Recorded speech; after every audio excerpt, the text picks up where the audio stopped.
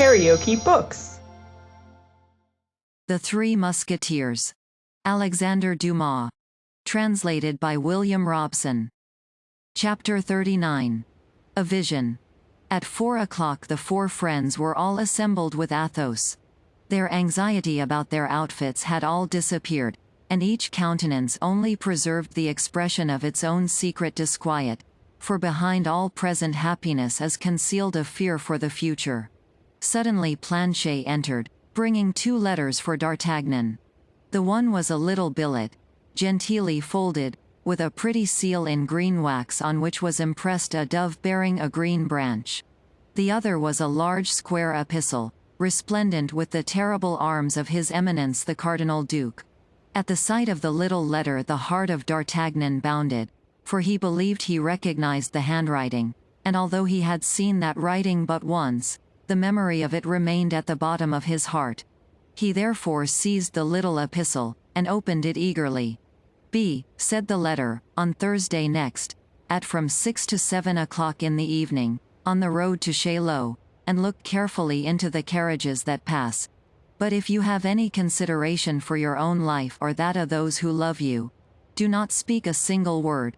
Do not make a movement which may lead anyone to believe you have recognized her who exposes herself to everything for the sake of seeing you but for an instant. No signature." "That's a snare," said Athos. "Don't go, D'Artagnan." "And yet," replied D'Artagnan, "I think I recognize the writing." "It may be counterfeit," said Athos. "Between 6 and 7 o'clock the road of Chaillot is quite deserted. You might as well go and ride in the forest of Bondy." "But suppose we all go," said D'Artagnan, "what the devil? They won't devour us all four lackeys, horses, arms, and all. And besides, it will be a chance for displaying our new equipments," said Porthos. "But if it is a woman who writes," said Aramis, "and that woman desires not to be seen, remember, you compromise her, D'Artagnan, which is not the part of a gentleman." "We will remain in the background," said Porthos, "and he will advance alone." "Yes, but a pistol shot is easily fired from a carriage which goes at a gallop." "Bah!" said D'Artagnan, "they will miss me. If they fire we will ride after the carriage, and exterminate those who may be in it. They must be enemies." "He is right," said Porthos, "battle. Besides, we must try our own arms." "Bah!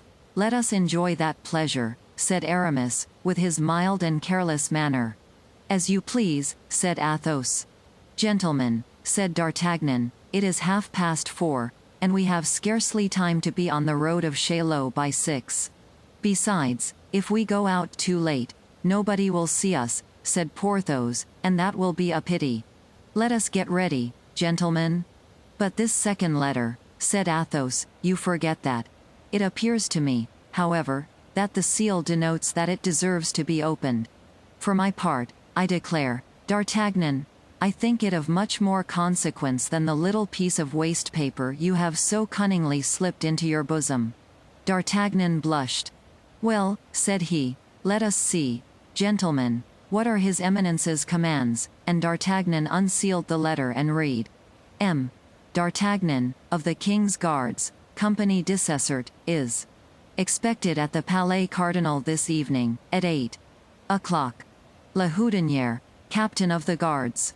"The devil," said Athos, "here's a rendezvous much more serious than the other." "I will go to the second after attending the first," said D'Artagnan. "One is for 7 o'clock, and the other for 8. There will be time for both." "Hum! I would not go at all," said Aramis. "A gallant knight cannot decline a rendezvous with a lady, but a prudent gentleman may excuse himself from not waiting on His Eminence, particularly when he has reason to believe he is not invited to make his compliments." "I am of Aramis's opinion," said Porthos. "Gentlemen," replied D'Artagnan, "I have already received by Monsieur de Cavois a similar invitation from His Eminence. I neglected it, and on the morrow a serious misfortune happened to me. Constance disappeared. Whatever may ensue, I will go." "If you are determined," said Athos, "do so." "But the Bastille?" said Aramis. "Bah! You will get me out if they put me there, said D'Artagnan. To be sure we will, replied Aramis and Porthos, with admirable promptness and decision, as if that were the simplest thing in the world. To be sure we will get you out. But meantime, as we are to set off the day after tomorrow, you would do much better not to risk this Bastille. Let us do better than that, said Athos. Do not let us leave him during the whole evening. Let each of us wait at a gate of the palace with 3 musketeers behind him.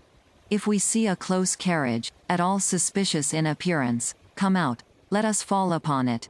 It is a long time since we have had a skirmish with the guards of Monsieur the Cardinal. Monsieur de Tréville must think us dead. To a certainty, Athos, said Aramis, you were meant to be a general of the army. What do you think of the plan, gentlemen? Admirable, replied the young men in chorus. Well, said Porthos, I will run to the hotel, and engage our comrades to hold themselves in readiness by 8 o'clock. The rendezvous, the Place du Palais Cardinal. Meantime, you see that the lackeys saddle the horses. I have no horse, said D'Artagnan, but that is of no consequence. I can take one of Monsieur de Tréville's. That is not worth while, said Aramis. You can have one of mine. One of yours. How many have you, then? Asked D'Artagnan. 3, replied Aramis, smiling. Certes, cried Athos, you are the best mounted poet of France or Navarre. Well, my dear Aramis, you don't want 3 horses? I cannot comprehend what induced you to buy 3. Therefore I only purchased 2, said Aramis. The third, then, fell from the clouds, I suppose? No, the third was brought to me this very morning by a groom out of livery, who would not tell me in whose service he was, and who said he had received orders from his master. Or his mistress, interrupted D'Artagnan. That makes no difference, said Aramis, coloring, and who affirmed, as I said, that he had received orders from his master or mistress to place the horse in my stable, without informing me whence it came. It is only to poets that such things happen, said Athos, gravely. Well, in that case, we can manage famously, said D'Artagnan. Which of the 2 horses will you ride? That which you bought or the one that was given to you? That which was given to me, assuredly. You cannot for a moment imagine, D'Artagnan, that I would commit such an offense toward the unknown giver, interrupted D'Artagnan. Or the mysterious benefactress, said Athos. The one you bought will then become useless to you? Nearly so. And you selected it yourself? With the greatest care. The safety of the horseman, you know, depends almost always upon the goodness of his horse. Well, transfer it to me at the price it cost you? I was going to make you the offer, my dear D'Artagnan, giving you all the time necessary for repaying me such a trifle. How much did it cost you? 800 livres. Here are 40 double pistoles, my dear friend, said D'Artagnan, taking the sum from his pocket. I know that is the coin in which you were paid for your poems. You are rich, then? Said Aramis. Rich? Richest, my dear fellow. And D'Artagnan chinked the remainder of his pistoles in his pocket. Send your saddle, then, to the Hotel of the Musketeers, and your horse can be brought back with ours. Very well, but it is already 5 o'clock, so make haste. A quarter of an hour afterward Porthos appeared at the end of the Rue Férou on a very handsome genet. Mousqueton followed him upon an Auvergne horse, small but very handsome. Porthos was resplendent with joy and pride. At the same time, Aramis made his appearance at the other end of the street upon a superb English charger. Bazin followed him upon a roan, holding by the halter a vigorous Mecklenburg horse. This was D'Artagnan mount. The 2 musketeers met at the gate. Athos and D'Artagnan watched their approach from the window. The devil! Cried Aramis, you have a magnificent horse there, Porthos. Yes, replied Porthos, it is the one that ought to have been sent to me at first. A bad joke of the husband substituted the other. But the husband has been punished since, and I have obtained full satisfaction. Planchet and Grimaud appeared in their turn, leading their master's steeds. D'Artagnan and Athos put themselves into saddle with their companions, and all four set forward. Athos upon a horse he owed to a woman, Aramis on a horse he owed to his mistress, Porthos on a horse he owed to his procurator's wife, and D'Artagnan on a horse he owed to his good fortune, the best mistress possible. The lackeys followed. As Porthos had foreseen, the cavalcade produced a good effect, and if Madame Coquenard had met Porthos and seen what a superb appearance he made upon his handsome Spanish jennet, she would not have regretted the bleeding she had inflicted upon the strongbox of her husband. Near the Louvre the four friends met with M.de Trèves, who was returning from Saint-Germain. He stopped them to offer his compliments upon their appointments, which in an instant drew round them 100 gapers. D'Artagnan profited by the circumstance to speak to M.de Trèves of the letter with the great red seal and the cardinal's arms. It is well understood that he did not breathe a word about the other. M.de Trèves approved of the resolution he had adopted, and assured him that if on the morrow he did not appear, he himself would undertake to find him, let him be where he might. At this moment the clock of La Samaritaine struck 6. The four friends pleaded an engagement, and took leave of M.de Trèves.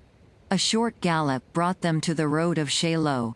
The day began to decline, carriages were passing and repassing. D'Artagnan, keeping at some distance from his friends, darted a scrutinizing glance into every carriage that appeared, but saw no face with which he was acquainted. At length, after waiting a quarter of an hour and just as twilight was beginning to thicken, a carriage appeared, coming at a quick pace on the road of Sèvres. A presentiment instantly told D'Artagnan that this carriage contained the person who had appointed the rendezvous. The young man was himself astonished to find his heart beat so violently. Almost instantly a female head was put out at the window, with 2 fingers placed upon her mouth, either to enjoin silence or to send him a kiss. D'Artagnan uttered a slight cry of joy. This woman, or rather this apparition, for the carriage passed with the rapidity of a vision, was Madame Bonacieux. By an involuntary movement and in spite of the injunction given, D'Artagnan put his horse into a gallop, and in a few strides overtook the carriage. But the window was hermetically closed, the vision had disappeared. D'Artagnan then remembered the injunction. If you value your own life or that of those who love you, remain motionless, and as if you had seen nothing. He stopped, therefore, trembling not for himself but for the poor woman who had evidently exposed herself to great danger by appointing this rendezvous. The carriage pursued its way, still going at a great pace, till it dashed into Paris, and disappeared. D'Artagnan remained fixed to the spot, astounded and not knowing what to think.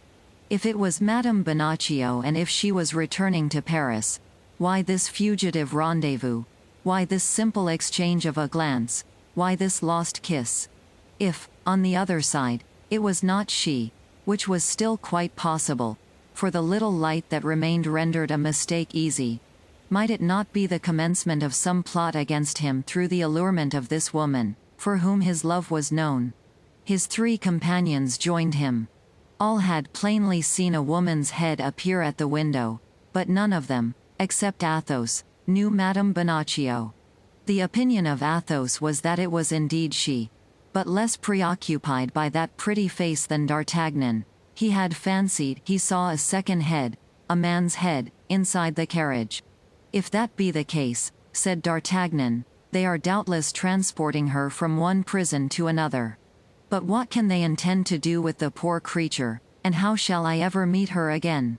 Friend, said Athos, gravely, remember that it is the dead alone with whom we are not likely to meet again on this earth. You know something of that, as well as I do, I think. Now, if your mistress is not dead, if it is she we have just seen, you will meet with her again some day or other. And perhaps, my God, added he, with that misanthropic tone which was peculiar to him, perhaps sooner than you wish. 7:30 had sounded. The carriage had been 20 minutes behind the time appointed. D'Artagnan's friends reminded him that he had a visit to pay, but at the same time bade him observe that there was yet time to retract. But D'Artagnan was at the same time impetuous and curious. He had made up his mind that he would go to the Palais Cardinal, and that he would learn what his Eminence had to say to him. Nothing could turn him from his purpose. They reached the Rue Saint-Honoré, and in the Place du Palais Cardinal they found the 12 invited Musketeers, walking about in expectation of their comrades. There only they explained to them the matter in hand. D'Artagnan was well known among the honorable corps of the King's Musketeers, in which it was known he would one day take his place. He was considered beforehand as a comrade. It resulted from these antecedents that everyone entered heartily into the purpose for which they met.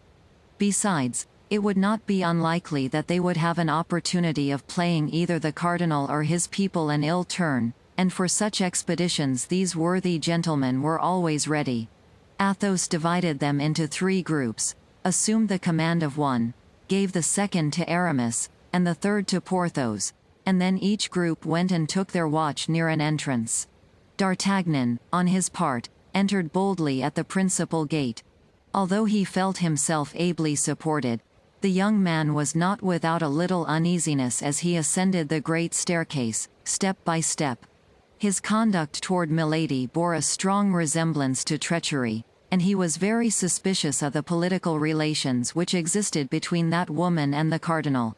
Still further, De Wardes, whom he had treated so ill, was one of the tools of his Eminence, and D'Artagnan knew that while his Eminence was terrible to his enemies, he was strongly attached to his friends. If De Wardes has related all our affair to the cardinal, which is not to be doubted, and if he has recognized me, as is probable, I may consider myself almost as a condemned man, said D'Artagnan, shaking his head. But why has he waited till now? That's all plain enough. Milady has laid her complaints against me with that hypocritical grief which renders her so interesting, and this last offense has made the cup overflow. Fortunately, added he, my good friends are down yonder, and they will not allow me to be carried away without a struggle.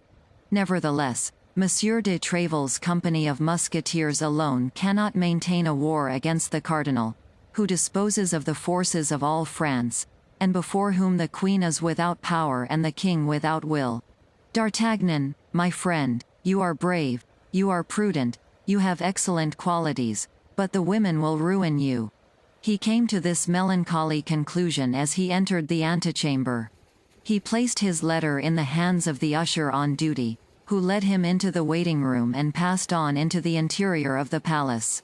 In this waiting room were 5 or 6 of the cardinal's guards, who recognized D'Artagnan, and knowing that it was he who had wounded Jussac, they looked upon him with a smile of singular meaning. This smile appeared to D'Artagnan to be of bad augury. Only, as our Gascon was not easily intimidated, or rather, thanks to a great pride natural to the men of his country, he did not allow one easily to see what was passing in his mind when that which was passing at all resembled fear. He placed himself haughtily in front of Messieurs the guards, and waited with his hand on his hip, in an attitude by no means deficient in majesty. The usher returned and made a sign to D'Artagnan to follow him. It appeared to the young man that the guards, on seeing him depart, chuckled among themselves. He traversed a corridor, crossed a grand saloon, entered a library, and found himself in the presence of a man seated at a desk and writing. The usher introduced him, and retired without speaking a word. D'Artagnan remained standing and examined this man. D'Artagnan at first believed that he had to do with some judge examining his papers, but he perceived that the man at the desk wrote, or rather corrected, lines of unequal length, scanning the words on his fingers. He saw then that he was with a poet. At the end of an instant the poet closed his manuscript, upon the cover of which was written, Marame, a tragedy in 5 acts, and raised his head. D'Artagnan recognized the cardinal. KaraokeBooks.